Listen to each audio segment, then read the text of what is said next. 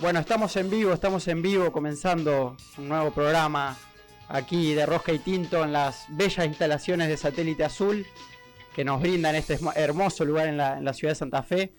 Te contamos, Ricardo, que nosotros tenemos una página, un Instagram, donde estamos trabajando mucho y que tenemos un público importante de Buenos Aires, de algunas provincias. Entonces, bueno, aclaramos generalmente que producimos de Santa Fe para que, bueno, tengan noción y puedan conocernos. Y además somos profundamente federales, entonces tenemos algunos temas que por ahí chocan un poco con la centralidad porteña. Entonces, bueno, para que se tenga claro.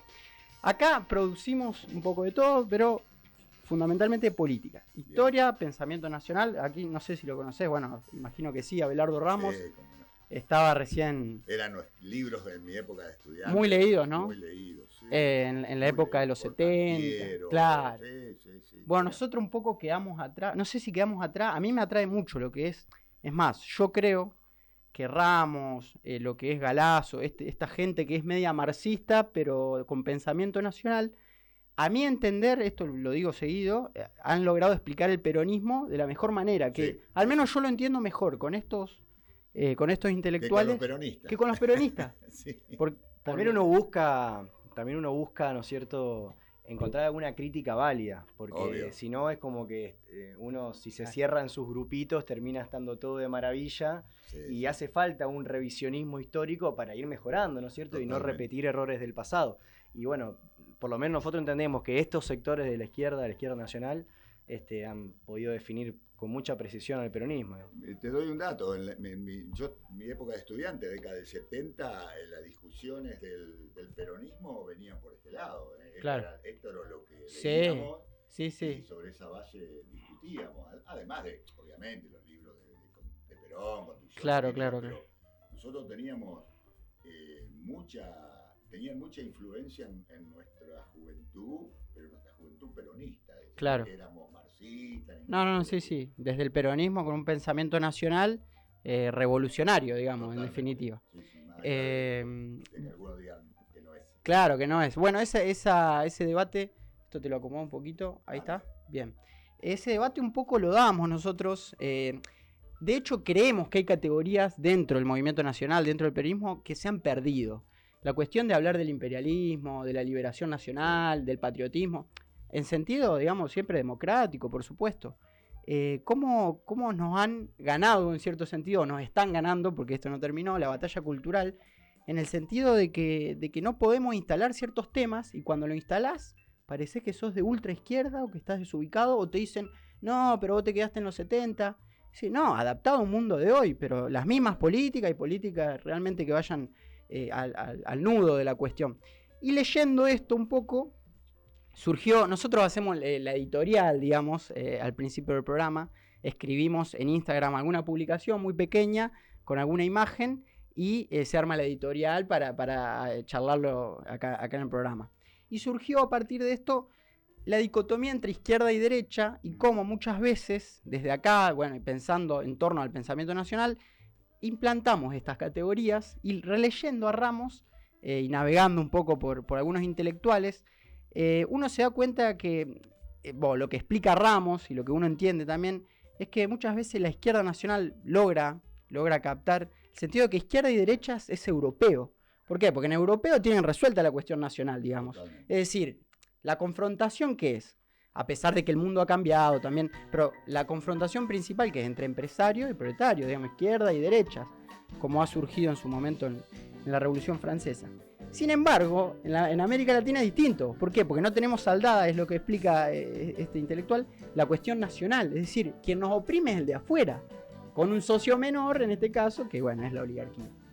Y el planteo, digo, cómo muchas veces hablamos con estas categorías, y digamos, yo pensaba un ejemplo, releyendo un poco, a estos pensadores nacionalistas del 30, ¿viste? Medios rancios, pero poner ir asusta. Yo lo comento, que tiene un libro en el 34, ¿viste? Investigando hoy me encontré con esto que se llama el Argentina de imperialismo británico, similar al de Scalabrini Ortiz, pero antes. Decís, es el primero él que denuncia el sometimiento de los ingleses a Argentina, el primero. Y vos decís, bueno, y después a la vez el pensador tenía mucha asociación con ciertos movimientos católicos, muy nacionalistas. Pero digo, y pensando un poco, es un tipo, el primero que denunció esto y a la vez, al mismo tiempo, está el Partido Socialista, que después va a estar aliado contra Perón. Entonces digo, ahí la izquierda y la derecha entran en una confusión monumental. O sea, de qué lado de la mecha ubicás por ahí a estos tipos que han sido ultracatólicos o en algún punto de extremas derechas en sus pensamientos, pero que en América Latina han reivindicado un nacionalismo que es fundamental para nuestra dicotomía principal, que es imperialismo versus movimiento nacional. Y después evoluciona este pensamiento, porque no es democrático y lo denunciamos, evoluciona este pensamiento y llegamos a un Scalabrini Ortiz, a un Jaureche.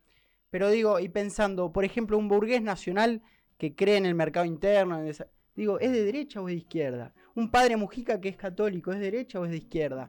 El socialismo de Juan B. Justo, que buscaba la libre importación porque era más económico, ¿es de derecha o es de izquierda?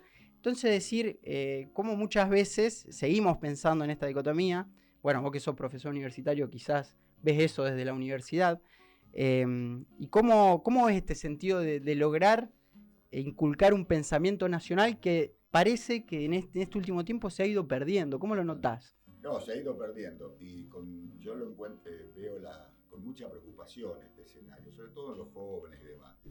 Porque más me parece el análisis perfecto, ¿no? Pero creo que hay 3 o 4 cuestiones que... Mira, hay una cuestión central y sobre todo que tiene que ver con el nacionalismo, la identidad y lo que tendría que ser esa burguesía y demás. Claro. Que tiene que ver con por ahí lo que está pasando. Nosotros tenemos una asignatura pendiente en esa discusión que es la distribución de la riqueza. Esto es así. Así es. A mí no me vengan a hablar del problema del dólar, no problema de nada. Yo cuando encuentro una economía que hasta parece contradictorio, una economía como la Argentina, que crece el 4 o el 5% anual, que tiene una desocupación hasta te diría menor que la que tiene el mundo, el 7%, y tengo el 40% de pobre, acá no hay nada más que discutir, que es la distribución de la riqueza. Sin duda. Esto es así. Entonces, me parece que esa es la diferencia del peronismo con la izquierda y con la derecha, ¿me entendés? Porque de pronto, bueno, la izquierda a ultranza puede plantear algún pensamiento marxista, la plusvalía, ponele, por decirlo, ya estamos ayornados.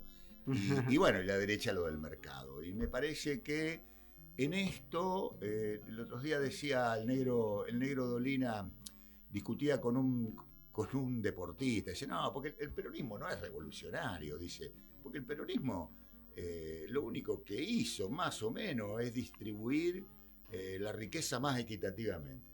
Y el negro Dolina dice, bueno, ahí está, es revolucionario, hermano. Dice, claro. ¿viste? No lo hizo el Estado directamente por sí mismo, no lo hizo el mercado, lo hizo el peronismo. Y creo que esto es lo que te da entidad o identidad para decir, bueno, por ese lado va lo nacional, me parece. Sin dudas, sin dudas. Sí, incluso lo que nosotros reivindicamos como peronistas, que es la movilidad social ascendente, totalmente, que en realidad es un fenómeno que hoy lo tenemos como incorporado, o el argentino promedio espera ascender, digamos. Se entiende que hay como un caminito que si reivindicamos la cultura del trabajo, ¿no? Uno nace, se educa, trabaja y progresa o mejora, ¿no es cierto? Pero esto, como lo estoy contando ahora, no existía en la época peronista. O sea, el que lo hace una posibilidad, una realidad tangible es Perón. Que bueno, por eso, ¿no es cierto? ¿Quién era el que contaba, Pablo? Estaba la anécdota que cuando lo derrocan a Perón, creo que era Borges, ¿no? O Sábato. Que estaban festejando en sus mansiones, un grupo de él y otro grupo de amigos adinerados, digamos, la caída del gobierno peronista, y en la misma casa, en el sector de Maestranza, estaban llorando todas las empleadas y los empleados domésticos. Entonces, ¿qué es lo que pasa? Digamos, ¿no es cierto? La empleada, sin duda, vio mejorar su calidad de vida en esos años del peronismo. Y lo mismo pasó en la década ganada del kirchnerismo. Vimos un movimiento social increíble, o sea, que es la creación de esa clase media que después termina en algún punto traicionando, ¿no? Totalmente. Pero históricamente. Pero fíjate, me gustó el desafío, porque volvemos a lo nacional y a las asignaturas pendientes. Yo digo, bueno, el peronismo, una de las cuestiones que por lo que hoy sigue vigente fue por esa distribución de la riqueza. Y hay otro escenario que el peronismo lo tiene que entender, si no va a ser complicado seguir defendiendo, no digo defendiendo, pero instalando esta idea, que es la cuestión de la economía no formal. Claro. ¿Viste? Hoy, es decir, ¿por qué hablamos del 40% de pobres con un 7% de desocupación? Si vos analizás las teorías económicas, es contradictorio, ¿viste? Cuando vos no tenés desocupación, no tendrías que haber pobres, ¿viste? Esto, y tenemos el 40%. ¿Por qué? Porque no le encontramos la vuelta, y en esto creo que es una asignatura de nuestros dirigentes, en la provincia, en la nación, de cómo resolver esto de la cooperativa, de aquel tipo que en el barrio labura informalmente, y creo que por ahí pasa el nuevo desafío, así como en algún momento nosotros, desde el peronismo, pudimos darle respuesta al movimiento obrero, hoy tenemos que seguir sosteniendo esa respuesta, pero ver cómo diablos resolvemos esta cuestión. Que por ahí no pasa tanto por salir a pedir un salario, me parece bárbaro el salario universal o la movida pero me parece que tenemos que hacer un replanteo más profundo, porque hoy hasta el trabajo formal va a ser complicado mantenerlo hasta por los empresarios, ¿viste? Bueno, ya sea por cuestiones reales o por cuestiones ficticia, pero ese escenario lo tenemos que empezar a discutir. El tema es también entender que lo que entendemos por trabajo se ha ido modificando a lo largo de la historia. A ver, aquellas masas obreras a las que Perón dirigió y canalizó primero en el 17 de octubre y después durante todo su mandato, estábamos hablando de una Argentina en vías de desarrollo industrial, donde había muchísima cantidad de obreros registrados en blanco y que participaban sindicalmente incluso. Y no había tanto esto del changarín o de la cooperativa o del que presta algún servicio que no se termina de entender bien de qué forma vive, pero bueno, de algún lado va rescatando, ¿no es cierto?, a puñados, que no está sindicalizado, que es monotributista o que es monotributista social. Esto es nuevo, digamos. Existe hace tal vez 10 años, no sé si más. De hecho, nosotros... perdón, continúa. No, entonces decir, bueno, el trabajo cambió. Y me parece que hay que dar un paso y decir, bueno, el trabajo cambió o está cambiando. ¿Y qué es lo que viene? Porque nosotros, el peronismo es un partido de gobierno que tiene que empezar a pensar en los desafíos, no ya actuales, digamos, sino decir, ¿qué queremos de acá a 10 años, de acá a 20 años? Porque si seguimos hablándole, por ejemplo, a la CGT, y bueno, yo no sé si ¿cuánta de la población que realmente representa o conduce la CGT? Es poco en el universo total, digamos. Hay un montón de sectores que no están sindicalizados. ¿Qué hacemos con esos sectores? Sí, de hecho, hoy, recién te mostraba, estábamos viendo, no sé si viste, a Grabois súper sacado en un acto. No, hoy no. Muy sacado, muy enojado, desaforado, digamos. Por el salario. Decir, loco, si no está el salario, si esta medida no te convence, propongamos otras, pero no puede ser que haya cada vez más pobres. Y de lo que plantea él es decir, si de última que tiene que haber pobre, que no haya indigentes, hay cada vez más personas. Sí. ¿Y cómo un gobierno peronista, digamos, va a permitir esto? Pero a la vez es que en muchas ocasiones no logramos entender este nuevo contexto mundial de trabajo. La otra vez nosotros estuvimos presentes en la charla de Martina Yerbe, que organizaron en el PJ, que nos encantó, nos pareció espectacular. Pero a la vez, y un poco lo discutimos, de hecho, se nos presenta una dicotomía de que su movimiento, su partido, presenta quizás un contexto muy atrasado, con el Estado como un rol súper central, con una industria pesada que hemos soñado, digamos, pero sí, no habla de los monotributistas, cuando son, ¿cuánto? ¿El 40%? Sí, y son 4 o 5 millones de personas. Sí, vos tenés 5 millones de personas que están en una situación como la que planteamos. Después tenés obreros registrados, capaz que otros 5 palos que ganan menos del salario mínimo. Pero además, yo le agregaría un tercer elemento, es decir, hablamos del nuevo escenario del trabajo, hablamos de la distribución de la riqueza, y me parece que también, porque Perón lo hubiera hecho, hay un nuevo desafíos diferentes al rol del Estado. Viste, generalmente se dice que el Estado se tiene que involucrar en los sectores estratégicos. Perfecto. En la década del 30, 40 eran los ferrocarriles, después ahora ha sido la energía. No digo que hay que privatizarlo, ojo, no. Eso ya está resuelto y deja de ser materia de discusión. Pero hoy vos tenés un escenario con un Estado, después de la pandemia sobre todo, con un Estado que se encuentran con nuevas cuestiones esenciales que tienen que ver con la salud, la educación, la economía del cuidado, ¿viste? Entonces, me parece que, y después obviamente la cuestión tecnológica, el ARSAT y todo eso sí, son sectores estratégicos que el peronismo lo tiene claro. Entonces, me parece que el ayornamiento pasa por ese lado. Nosotros tenemos que resolver esas asignaturas pendientes porque, como vos decías recién, no te podés quedar con esto de que, bueno, vamos a ser felices nacionalizando una empresa, ¿viste? Vos fíjate, nosotros esos temas más o menos los tenemos resueltos. Tenemos que empezar a ver otros escenarios desde el Estado, ¿no? Me parece. Sí, hemos charlado en este mismo programa, o hemos escrito algunas notas también, sobre lo importante que es que el Estado funcione de forma eficiente. Total. Es decir, que si un ciudadano cualquiera se acerca a la municipalidad, que se le solucione el problema. Que si, digamos, lo que incumbe al gobierno provincial lo mismo y lo que incumbe al gobierno nacional lo mismo. Es terrible el enojo que genera que el Estado nacional y municipal no te solucione el problema. A mis alumnos, cuando damos el sector público, digo más o menos esto. Mire, chicos, yo soy un tipo que a mí no me preocupa tanto. Está bien, hoy hay una situación internacional, el Fondo Monetario y demás, pero en una situación medianamente normal no me preocupa demasiado el déficit fiscal. Claro.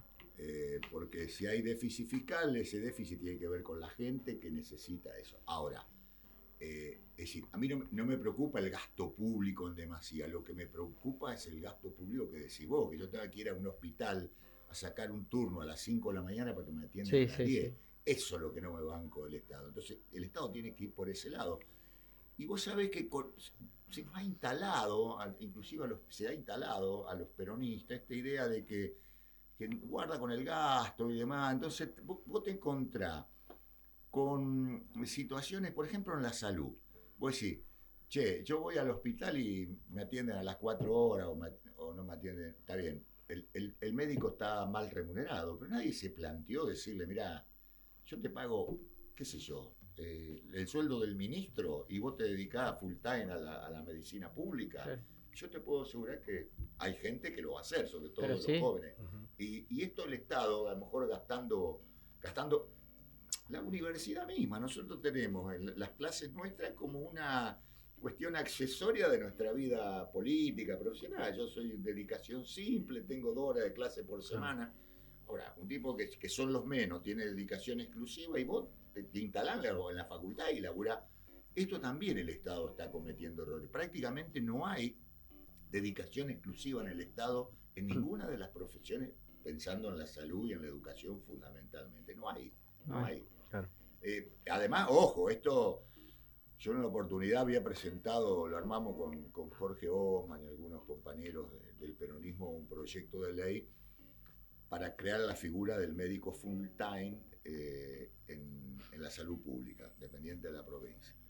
Esto significaba, capaz que, mirá lo que voy a decir, a valores de hoy el tipo con un sueldo de 300, 300 lucas, ponele, con la posibilidad de atender en el hospital por obra social, también, vos sos el IAPO, te atiendo ahí, te recibo la orden, es decir, pero no podés hacer actividad privada. Y obviamente estás a disposición ahí 8 horas además. Los pibes, los profesionales jóvenes bancaron el proyecto, los viejos lo voltearon y las corporaciones ni te cuento. ¿Por qué? Me parece a mí que la corporación vinculada a la salud, bueno, viste, si vos tenés obra social y recursos, te atiendo en la clínica, si no, viste, o si llegás al hospital y tenés recursos, te mando a la clínica, viste, esa figura es muy común. Uh-huh. Y entonces era como que tienen los huevos puestos en 2 canastas y no las quieren sacar y ponerlo en uno, ¿viste? Los pibes jóvenes sí te dan. Entonces, volviendo al Estado, la eficiencia la lográs con ese tipo de trabajadores, no ¿viste? Retaseando y pagando a un médico que vaya 4 horas por día, claro. No lo resolvés. La gran cuestión ahí es también, en este ejemplo concreto, cuando las corporaciones y cuando, bueno, médicos por ahí que tienen más antigüedad, por decir esto, se te ponen en contra. Digo, ¿por qué el Estado no avanza? ¿Crees que falta ahí, en general, hablando de provincia, de nación, crees que falta decisión política hoy en los dirigentes, digamos? Sí, ninguna duda. Sí, fíjate, el tema nacional.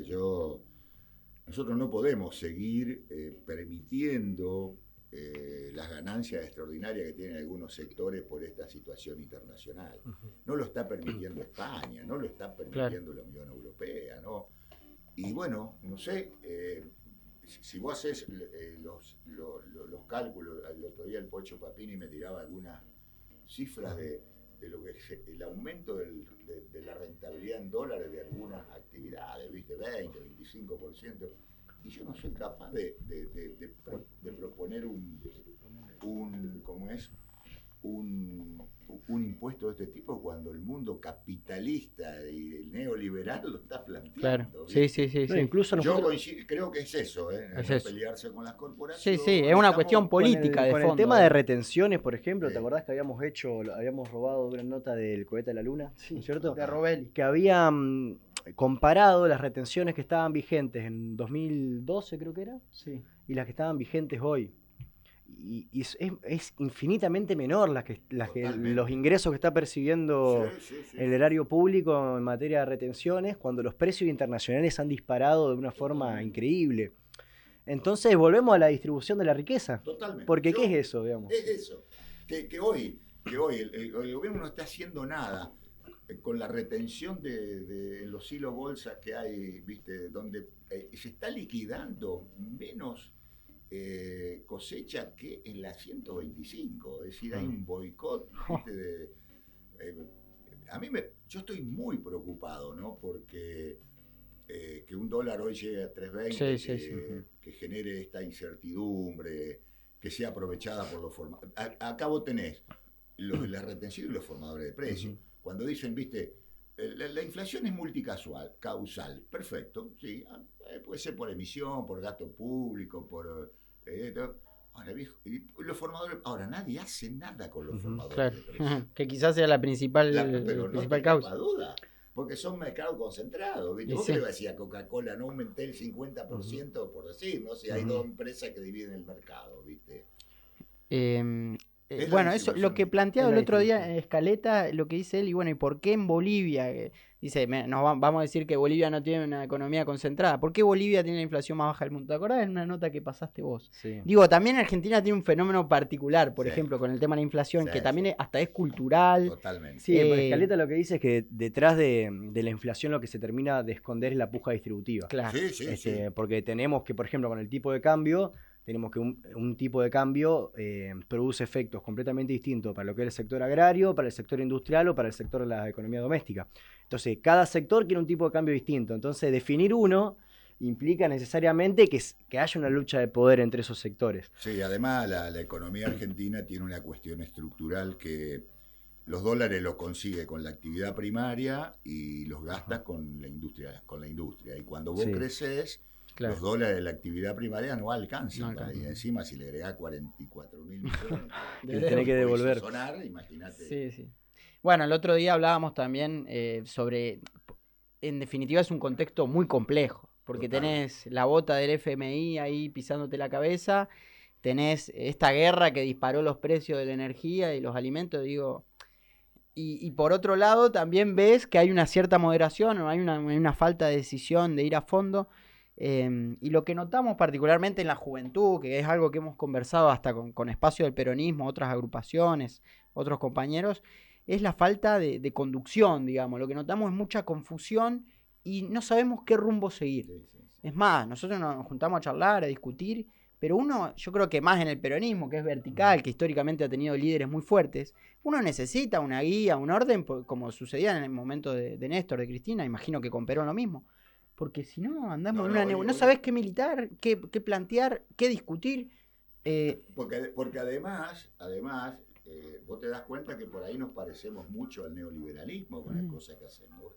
No nos queremos pelear con la mesa de enlace, no nos queremos pelear con aquello.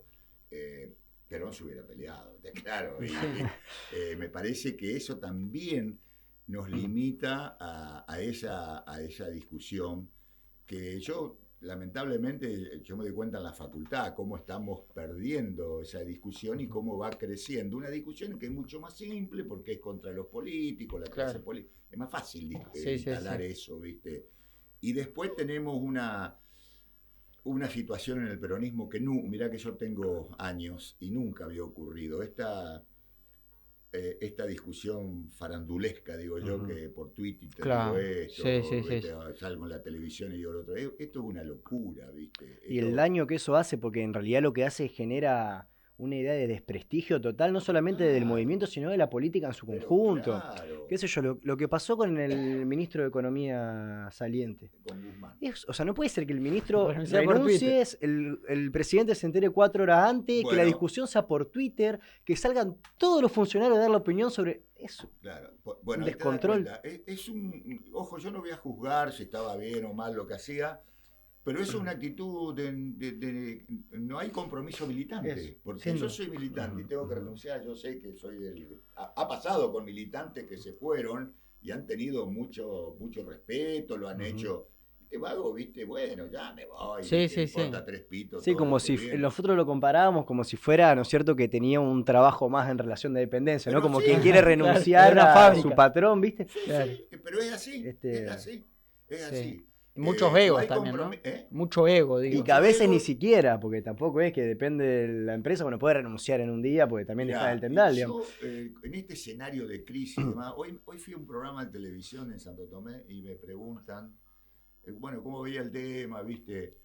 Mirá, digo, la verdad que estoy preocupado, justo pasaban los valores del dólar, lo veía, yo salí de mi casa te vas amargado. Llegaba a Santo Tomé, estaba en 320, bueno, viste, qué sé yo, perfecto. Ahí hablé de los formadores de precios y demás. Y me dice un tipo, ¿y usted no le parece que puede ocurrir una especie de golpe institucional tipo Alfonsín o de la Rúa? Claro. Le digo, mire, ¿sabe por qué no lo va a ocurrir? Porque el que gobierna es el peronismo. Claro. Y yo creo que el peronismo tiene el reaseguro para que eso no ocurra. Espero no equivocarme. Porque, viste, el peronismo es otra cosa. Llegado el momento, la movilidad social, la construcción colectiva, bueno, un montón de características que no tiene el radicalismo y menos el liberalismo, ¿viste? No, sin duda. Entonces me parece que ese es el reaseguro, más allá de que hoy hablábamos con el Pocho Papini hablando de esto y estábamos preocupados porque yo no digo que es una cuestión fácil, pero tenés que si los tipos a vos te complican la vida con vos queriendo hacer diálogo y te hacen lo que te hacen, bueno, hermano, vamos a las armas, diría yo. En las armas de sentido tomemos medidas que duelan y que se la banquen, ¿viste? Que es lo que hizo Néstor, lo que hizo Perón le nacionalizó la banca, y es también lo que le hizo juicio político, la otra vez recordábamos eso. O sea, llegó y le hace juicio político a toda la corte. Vos tenés problemas con la corte, bueno, no hay tampoco tanta historia, ¿viste? No solo eso, sino que ese tipo de actitudes, digamos, que demuestran valentía, coraje, que tienen un objetivo claro, son después las que terminan también de endurecer el núcleo de gente que te apoya, digamos, porque, a ver, qué sé yo, hablando de ismos, el kirchnerismo nace porque justamente hay un montón de medidas que se han ido tomando entre el 2003 y el 2015 que a uno lo hacen enamorar de un proceso. Ahora, si vos tenés 15 años de gobierno y tu gobierno fue a acordar con acordar con aquel, viste, que ninguno se pelee con nadie, y entonces, ¿qué es lo que enamora? Digamos, ¿de qué? Claro. El transgresor es Milei, el revolucionario es Milei, ¿viste? El que te dice, vamos en contra de eso. Porque en definitiva te convertís en un defensor, sino de un status quo, y es lo opuesto a un militante. El militante, hoy hablaba con Daniel Bacheto, no sé si lo conocés, saludamos por el... Bueno, nos saludamos por el Día del Amigo, por la verdad que a nosotros se puede decir que en algún punto es nuestro mentor y se toma mucho tiempo para formarnos. Y me decía Daniel, pues yo le decía, bueno, gracias Daniel por tomarte el tiempo de formarnos, es impagable la cantidad de comida que hemos compartido con vos, el conocimiento que nos vuelca.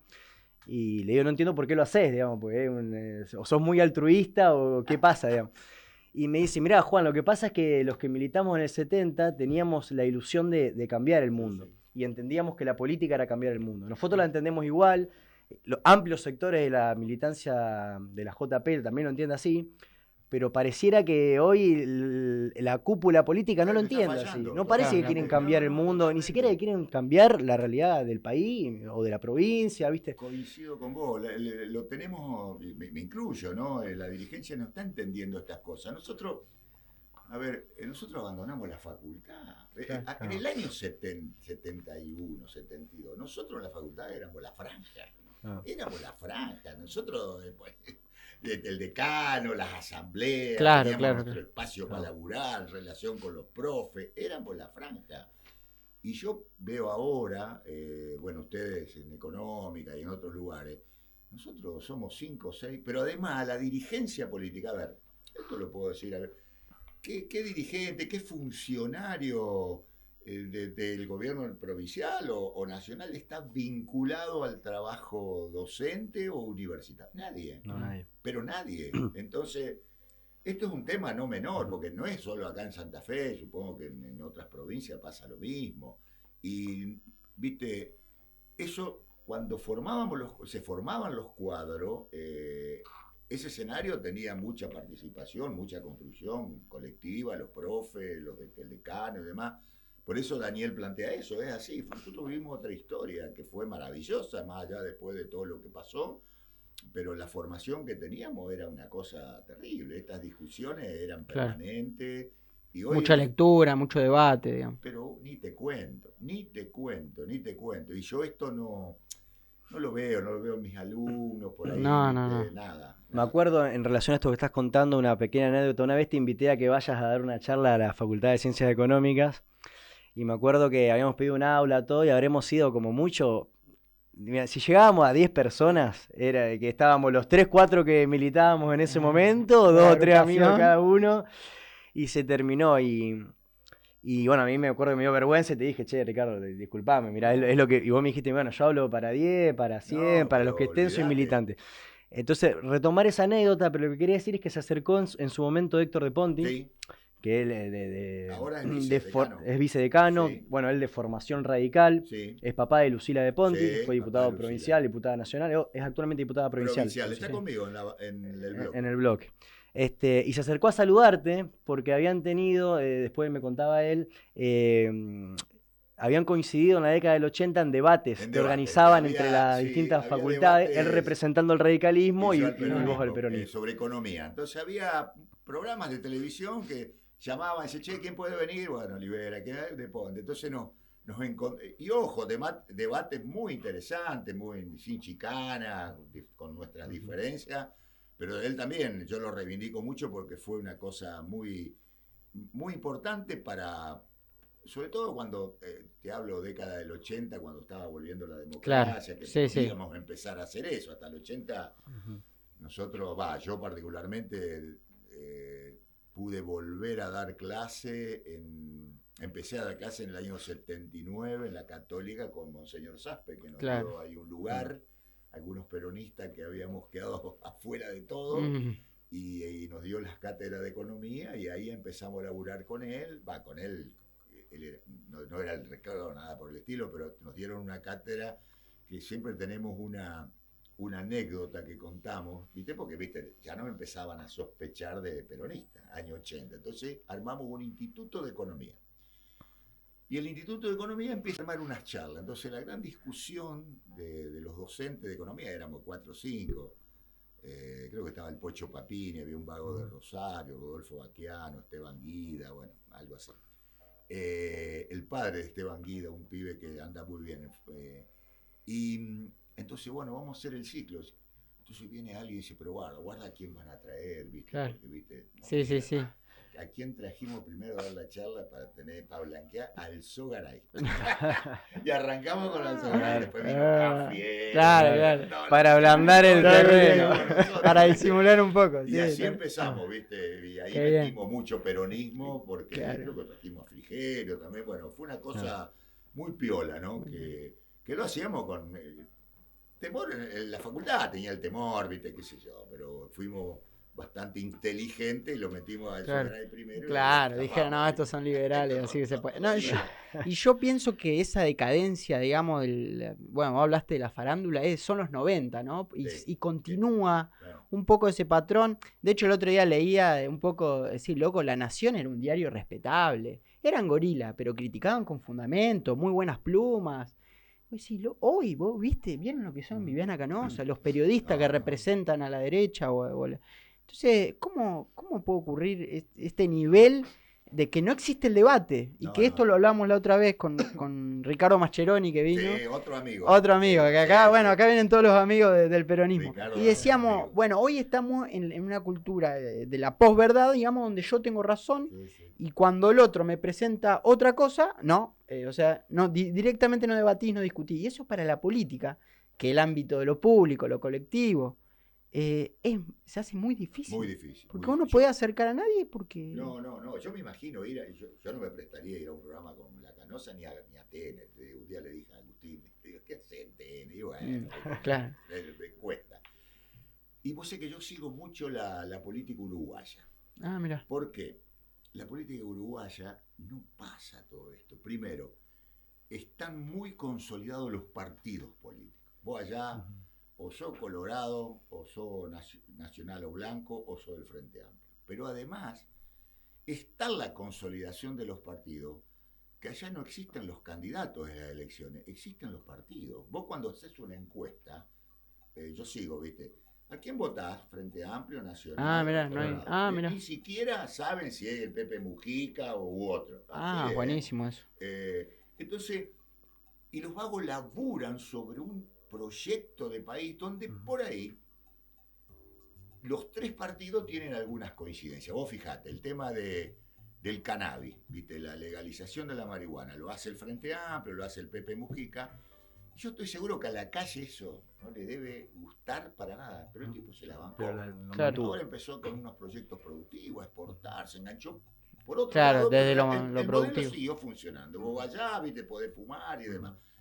Digo como ejemplo. Pero son los partidos políticos. Entonces, yo te pregunto hoy, el otro día me enteré, dice, el presidente del Frente Amplio tuvo una discusión, no sé, ¿quién puta es el presidente del Frente Amplio? Yo me acuerdo de Astori, me acuerdo del Pepe Mujica, claro. Me acuerdo. ¿Y quién es? Ferreira, ¿viste? Pero el tema era Frente Amplio, ¿no? Claro. No era la opinión de Ferreira, sino... Ferreira sea el candidato a presidente y gane, pero hoy no sé. Sí. Cómo. Entonces, vos fijate cómo ellos han consolidado.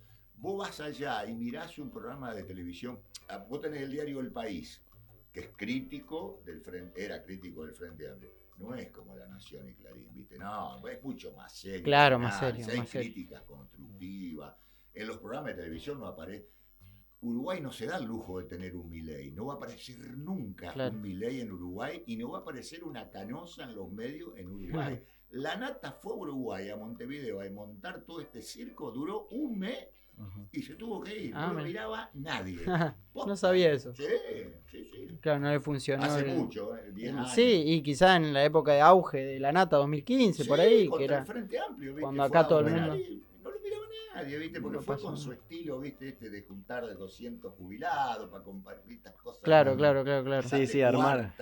Sí, lamentablemente en nuestra política, al contrario, digamos, decía lo de las encuestas. Hoy las encuestas son Milei, Cristina, y dentro del peronismo te ponen Cristina, Alberto, Massa. Está bien que es un frente, pero... No, y acá en Santa Fe el régimen electoral funciona así, porque tenemos la famosa, ¿cómo se llama? La boleta única, que está la carita de cada uno de los candidatos, ya ni sabés de qué partido es, y tal vez terminás votándole el que está mejor vestido, ¿viste? Es que pasa eso, pasó con Lozada, no pasó con Miguel del Cel, ¿viste?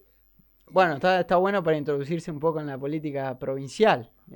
¿Cómo ves, Ricardo, para arrancar de a poquito? Perdón, que te interrumpa, Pablo. Primero mencionar que Ricardo es uno de los máximos responsables de que el peronismo hoy esté gobernado de que la provincia esté gobernada por un peronista, porque se encargó de unir todos esos sectores, desde el que estaba más a la izquierda para volver a esas categorías que a Pablo no le gustan, con el que estaba más a la derecha. Sí. Así que bueno. No, pero fue responsable. Eso en 2019. Bueno, podemos arrancar por ahí, por los orígenes de esta gestión. ¿Cómo fue ese armado?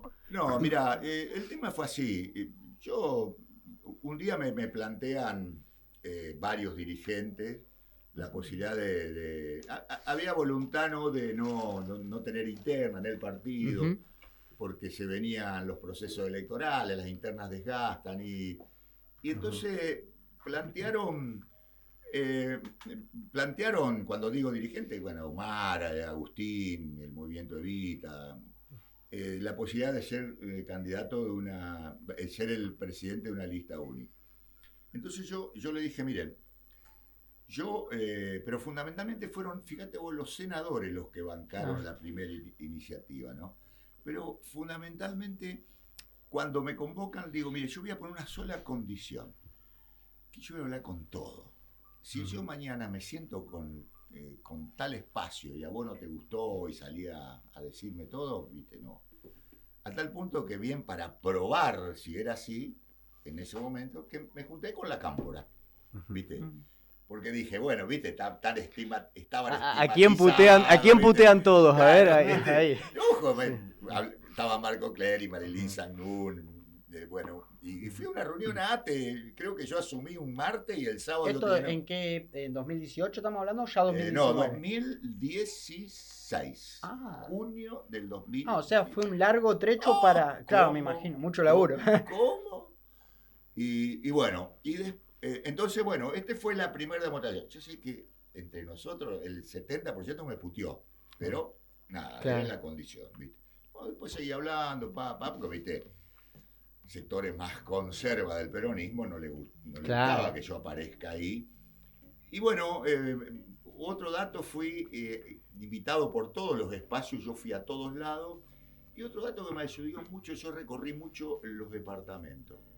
Y en las departamentales que habían hecho lista de unidad, estaban todos los espacios. Entonces yo, qué sé yo, asumió el Edu Tognoli, que era de Levita, como secretario de la departamental, pero al lado estaba Germán Martínez, María Eugenia Bielsa, todos arriba. Claro.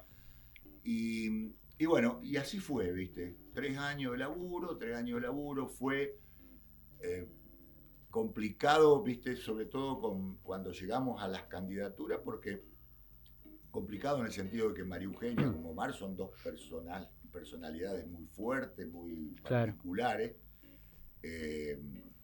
Yo laburé con los dos, ¿viste? Omar inclusive cuando ya estaba en el Ministerio de Producción era empleado mío, así que lo conozco bien de la facultad, y María Eugenia, con ella laburé cuando ella era secretaria de Obras Públicas de Rosario, yo estaba acá laburando también en un tema parecido. Tenía relación histórica con él.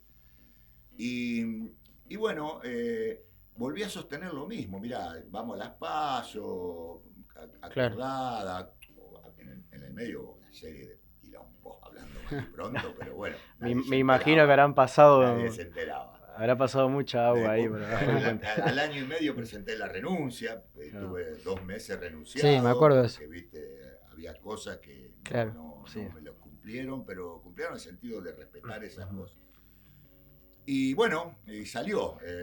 Yo digo, que no entendió en el peronismo que la construcción es colectiva y no podemos... Cuando yo digo unidad no hablo de lista única. Claro. Está claro. Sí. La unidad es unas pasos como la que tuvimos. ¿Viste? Y acompañar en caso de perder, como hizo María Eugenia, digamos, en su momento. Porque el peronismo históricamente hizo al revés.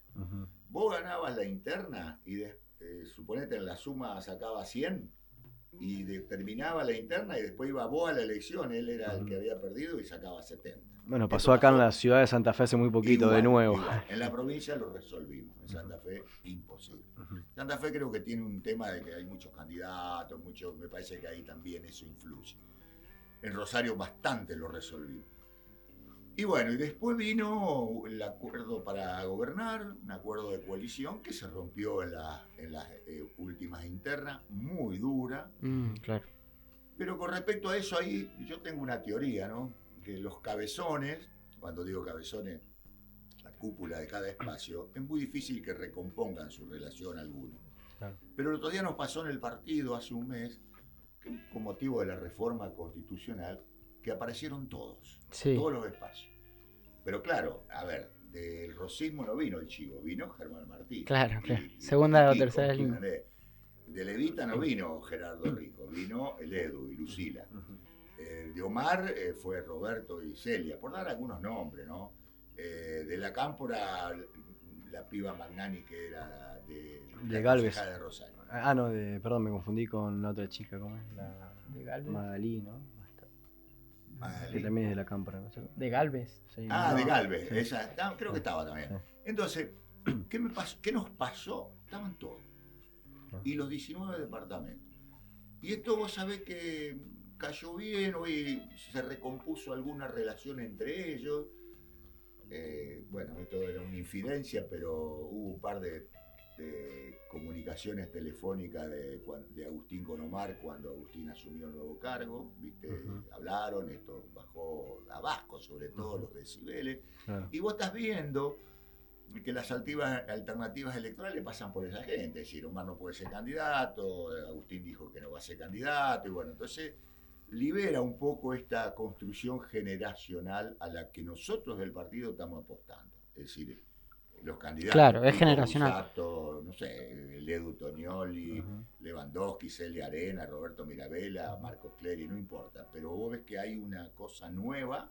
O sea, el 2023 los ves con expectativa de que se pueda volver a reconformar un frente amplio peronista, por llamarle de alguna forma, y en todo caso sea interna, que se resuelva la interna, pero poder ir juntos a una general. Yo creo que con estos dirigentes que yo estoy nombrando, nosotros podemos replicar lo que hicimos anteriormente. Porque lo notas, es decir, yo tengo relaciones con ellos permanentes. Y vos te das cuenta. Hay buena predisposición, digamos. Hay buena predisposición, hay café de por medio en la Cámara de Diputados, ¿viste? Roberto con Germán, que en un momento no tenían, hoy se sientan, discuten. Me parece que es posible. Me preocupa más el escenario en general del peronismo, porque si nosotros no resolvemos algunas cuestiones nacionales, me parece que nos va a afectar. Sí, provincialmente es muy difícil.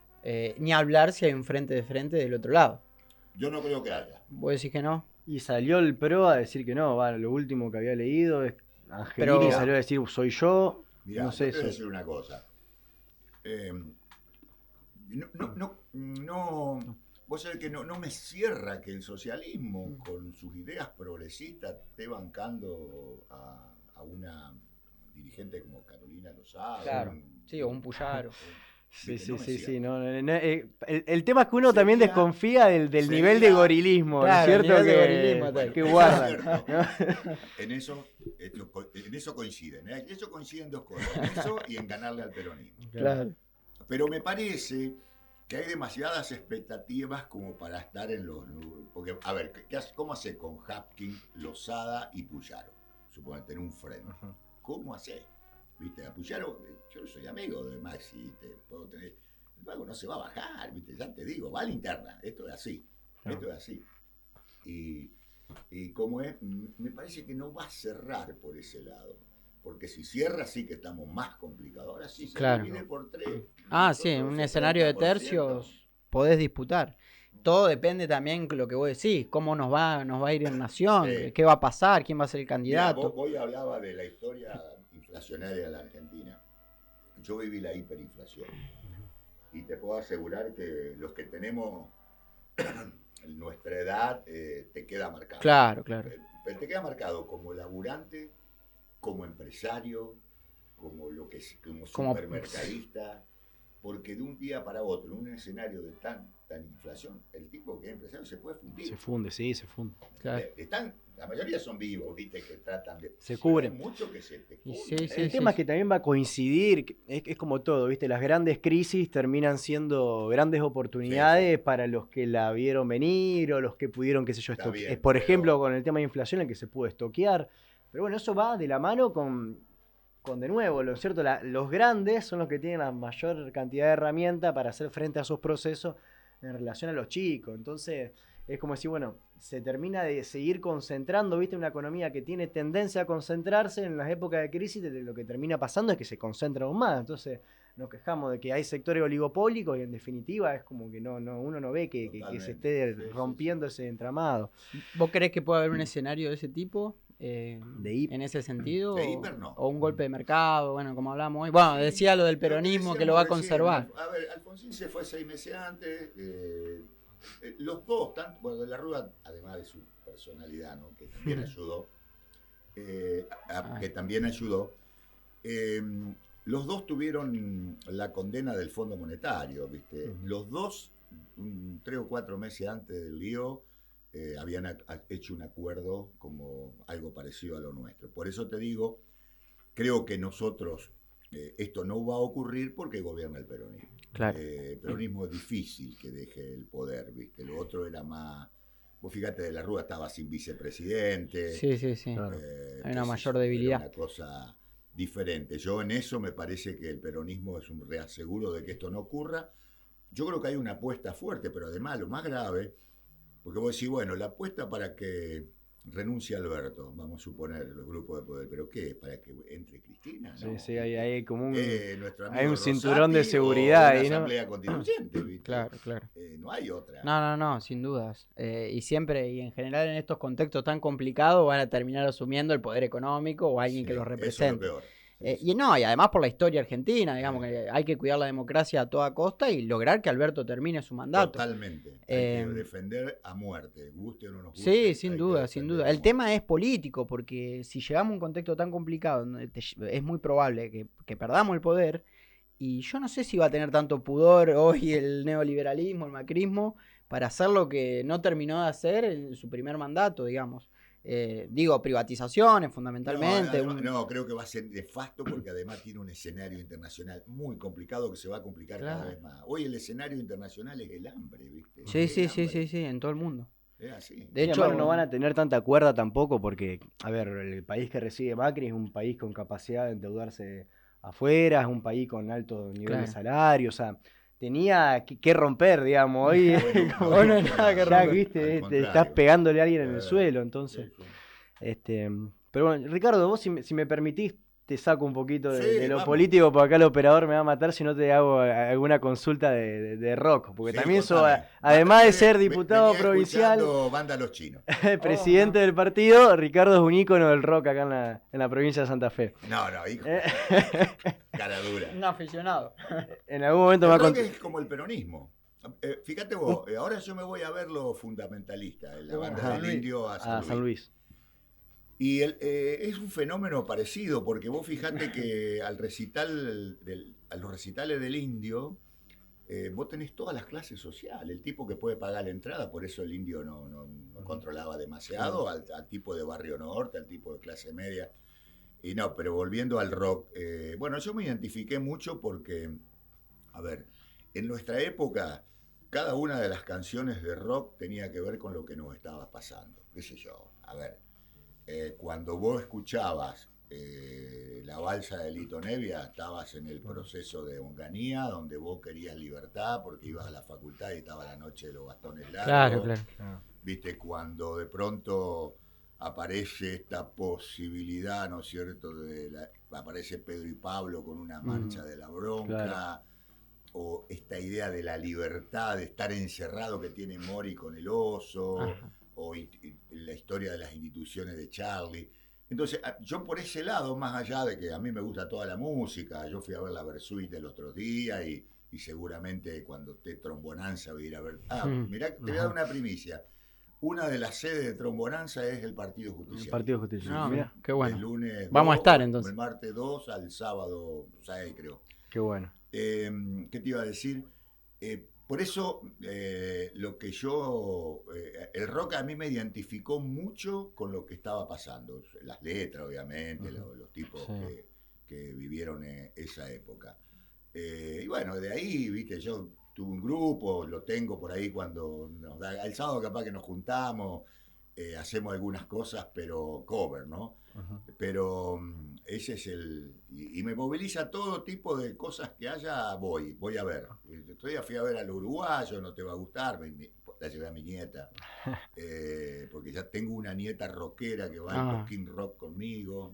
Qué bueno que te acompañen así. Y bueno, tengo 68, no sé hasta cuándo voy a poder ir al Cosquín Rock. Encima intenso el Cosquín, tenés que estar todo el día ahí parado, sí. A veces te llueve, yo soy de ir. Me pasó una noche con la lluvia y la tormenta con el Piti, que está preso hoy, esa noche con Viejas Locas, y me quedé y me la banqué, porque lo quería ver, 3 de la mañana, una tormenta. Bueno, antes se hacía más tarde, ahora ya 1 de la mañana, 2:30 cortan, ¿viste? Lo han acortado, de hecho ahora son 2 días, digamos. 2 días. Ahí disminuido.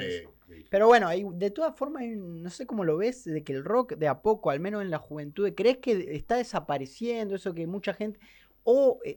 ¿O crees que la música popular en este sentido más contestataria pasa por otro lado? Dejó de ser contestataria. Claro. Este es el tema. Yo decía recién, Banda Los Chinos conociendo a Rusia. Claro. Sí. A mí me gusta musicalmente, pero... No, sí, muy liviano, muy liviano. El rock indie se llama, digamos. Sí, parece, es más como que se ha ido mutando a una música de ascensor, una música de fondo, ¿no? Por más que sea sofisticado y agradable al oído, es como que la relación con lo social... se perdió. Sí. Y está por otro lado que yo ahí sí no juro bien si el hip hop, el rap, el trap. La verdad que no sé. Por ahí también sigo el fenómeno de la cumbia. La cumbia es un fenómeno que expresa una parte de la sociedad argentina, que es la barrial, así como el rock en el 80, ¿viste? El rock urbano, tenía que ver con esa historia de los barrios marginados del Gran Buenos Aires. Por ahí la cumbia te expresa lo que viven las personas en el barrio, el tema del amante, son bastante complicadas sus letras, pero yo voy a ver cumbia porque tengo una hija cumbiera y me sorprende lo siguiente. Yo fui al último festival de la cumbia una noche y me puse a ver la gente sabe todas las letras de todos los grupos. Sí. Y yo le digo muy apasionado, mi hija también, entonces le llama a María Eva. María, le digo, y ella también. Pero siempre dice lo mismo. Sí, pero nosotros la sabemos. Pero nos gusta. Viene Juanjo Piedrabuena y sabe la letra. Viene Sergio Torres. Se saben todas las letras. Ese es un fenómeno que la gente se siente muy identificada con eso. También hay que valorizarlo. Sí, la cumbia de hecho hasta conserva, ni hablar su sentido popular, pero letras que no apelan todo porque después hay otro estilo más, el reggaetón, criollo de acá.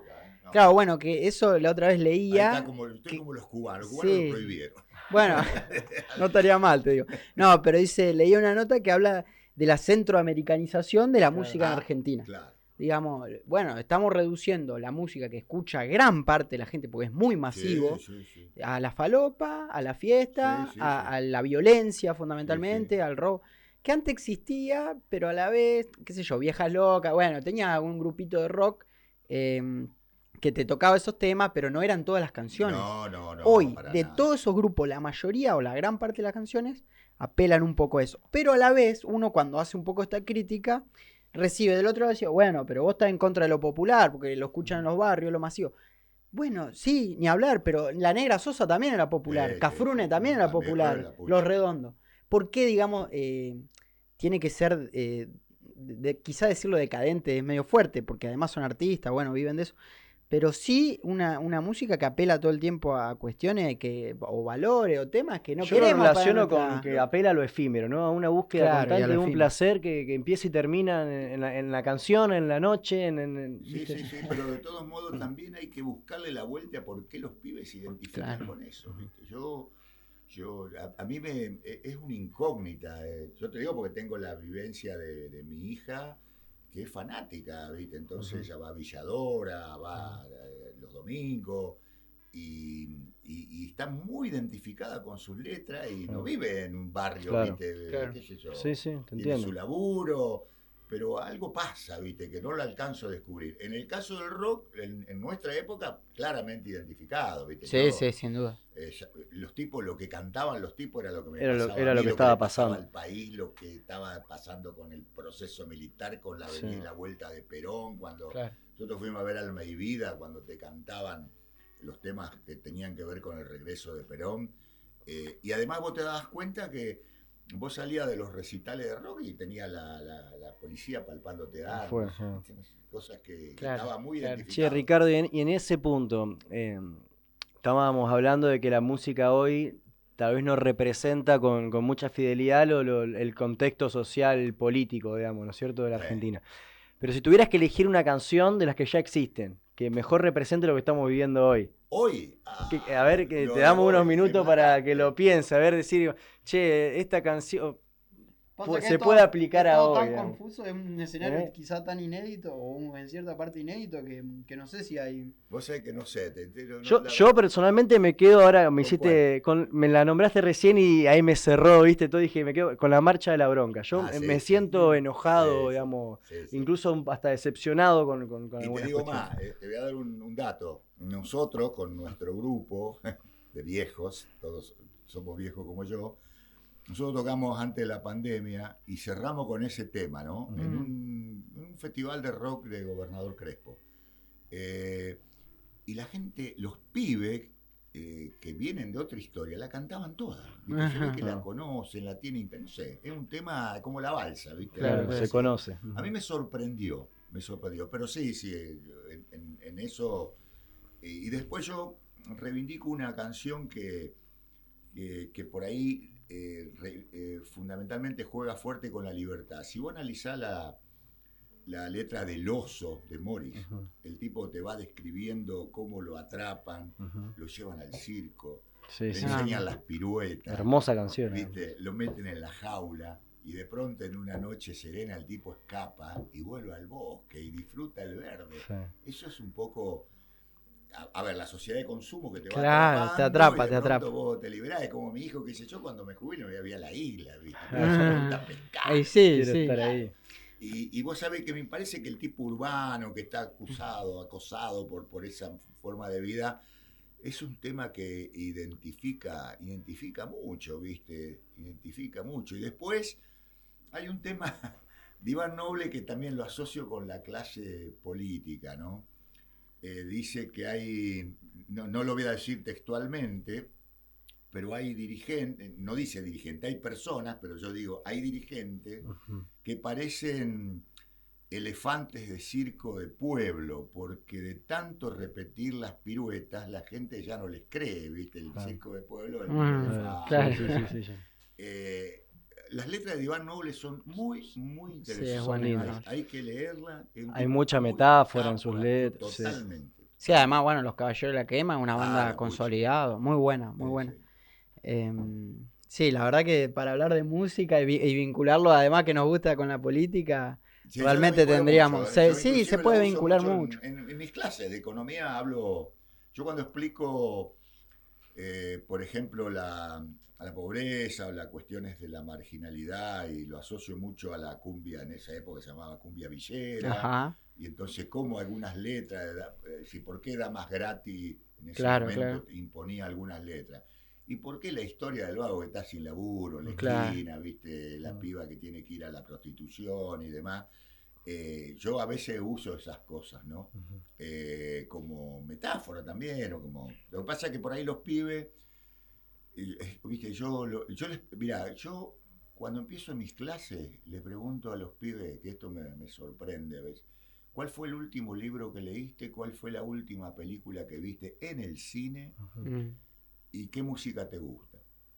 Bueno, los pibes te dicen, la película, perdón, el último libro es alguno que tuve en el secundario, ¿viste? Claro, no leen, no hay lectura. Película, y por ahí te hablan algunas de los cines pochocleros, ¿viste? Los Avengers. Sí, ahí en el Cinemark, sí. Claro, yo voy mucho a la América, a mí me gusta, voy mucho al cine. O si no, Netflix, ¿viste? Sí, claro.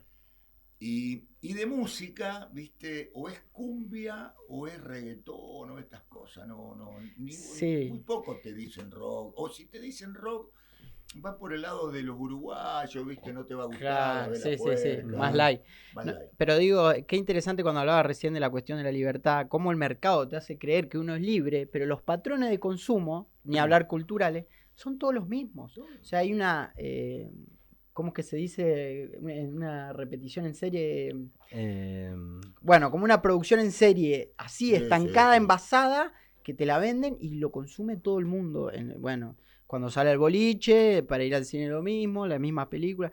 Digo, entonces, ¿dónde está la libertad? Si en definitiva el mercado está formando una sociedad que somos todos... Fíjate esa letra que yo te digo, expresa claramente, está hecha en el año 70, creo. Claro. Una cosa que expresa claramente, porque de pronto, en ese momento capaz que nos pasaba lo mismo. La diferencia era que estábamos, creo que se escribe con el proceso de Onganía, donde las libertades estaban muy acotadas porque no había universidad, los científicos se iban, el movimiento obrero intervenido, y el tipo de eso. Pero lo asociás ahora y el mercado y la mundialización te genera lo mismo, ¿viste? Que quizás hasta más opresión todavía. Nosotros tenemos un post en Instagram que hablábamos de cómo en el 69... en los 70, digamos, había una situación de pleno empleo, la pobreza o la indigencia no existía, Y vos decís, ¿cómo la gente marchaba, militaba, el cordobazo, el viborazo, el rosariazo? Y decís, y hoy hay una situación de tanta miseria, tanto desamparo, y cómo ha cambiado, que creo que esto es producto del neoliberalismo también, que uno se autoflagela internamente y no busca lo público, lo colectivo, no marcha, no protesta. Y digo, también me parece que hay una crisis de época, viste, cuando uno por ahí conoce o ha leído algo de historia, digo, como, no sé, como si fuera la década infame, digamos, de una situación de parece que va a estallar todo, pero a la vez no puedes ver, y bueno, después te aparece un Perón, ojalá que aparezca a esa altura, viste, que no se repiten mucho tampoco. Pero bueno, ojalá que pueda cambiar un poco la situación. Ya tenemos 1:10 de programa, la verdad pasó volando. ¿Cuánto dura el programa? No. Entre una hora y media. Ya vamos cerrando. Sí, hoy es Día del Amigo, ya tenemos que salir a tomar alguna pinta acá. Mirá, venía de Guadalupe y la cantidad de controles que hay, ¿viste? Están aprovechando. Claro, hay que recaudar. Así que, bueno, vamos cerrando, son 9:10. Un gustazo, la verdad, me encantó, La verdad nosotros también, fue muy agradable charla, muy interesante discutir. Sí, agradecerte también, Ricardo, que te hayas tomado el tiempo, venía a hablar de distintas cuestiones en esta mesa, digamos. Me encanta. Yo, mirá, te digo más, en una radio que tenemos nosotros en un centro comunitario de San Justo, viste, los vagos me llaman, a veces hacen reportajes políticos, bueno, y con el vago que toca la viola conmigo, a veces los sábados a la mañana, cuando yo estoy allá, se llama El Choripán el programa, ¿no? Ajá. Y vamos a hablar de rock, ¿viste? Entonces, bueno, el diputado, claro, de rock, entonces, y agarramos una etapa, ¿viste? Porque, por ejemplo, nosotros con ese vago nos pasó algo, lo vimos a Sui Generis acá en Santa Fe, un día de lluvia, nosotros teníamos que ir a tocar, yo tenía un grupo y laburábamos los sábados, y llueve y no podíamos ir. A las 4 de la tarde en el Cine Ocean, Sui Generis, con el grupo completo. Miércoles, lo que fue eso. Fue, cuando se estaban despidiendo en septiembre del 75, así que lo vimos acá en Santa Fe, éramos 300 tipos, y además me río porque, ¿cómo eran los recitales nuestros de rock? Sui Generis, todos sentados en las butacas. Se movía, ¿viste? Claro, lo que ahora, yo fui el otro día a ver. Sí, a saltar. Un poco constante. Terrible el poco. Todos sentados, fumando, te podía fumar, no se movía nadie. Así eran los recitales cuando vino Piero y Pedro y Pablo. Mirá Pedro y Pablo que te levantan. Creo fusivo, sí. Sentado, creo que fue en el centro, en el Luis Fuerza, me parece, ya no me acuerdo. Eran esas historias, ¿no? Y bueno, y hoy la gente se expresa. Y hay otro dato, me parece que salvo el Cosquín Rock y algunos fenómenos como los festivales Quilmes, lo del rock dejó de ser tan masivo. Claro, es verdad. Vos un tiempo atrás no lo podías traer así. Yo el otro día di un ejemplo en la radio. Nosotros armamos un proyecto de ley que es una especie de pasaporte cultural.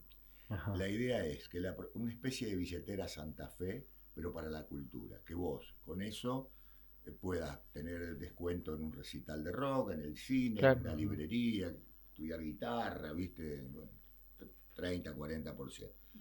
Entonces yo les decía que contaba esta anécdota de los chicos que no van al cine porque además los pibes te dicen, no, profe, nosotros no vamos al cine porque tenemos que estar más de una luca, ¿viste? Sí, es verdad. Del interior, ¿no sabés? Sí. No, estudiante, no se hace muy complicado. No, imposible.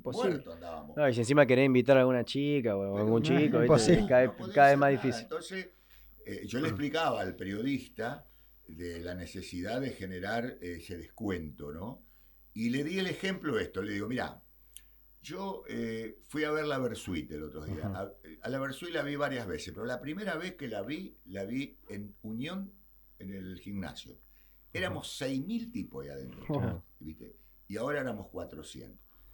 Esto es lo que está pasando. Claro. A Ciro, en otras épocas no lo podía traer. La Belgrano. No entraba. Bueno, esto está pasando con el rock también, que supongo que vos llevás a los Palmeras y no va a lugar, no sé. Claro, sí. O traes a Trueno, claro, no sé, Nicky Nico. Bueno, Tini, que vino el otro día, que es un fenómeno ahora. Bueno, eso, yo lo confundo, Loli, Tini. Sí, hay nieta, ¿viste? Bueno, llenó el Estadio Unión la otra vez. El Estadio Unión, ¿viste? Los rockeros no llenan más estadios, ¿viste? Alguna bar por ahí, pero no. Me parece que ese es otro dato, ¿no? Es otro dato, así es. Así que bueno, Bueno, muchísimas gracias, Ricardo. Muchas gracias, Ricardo.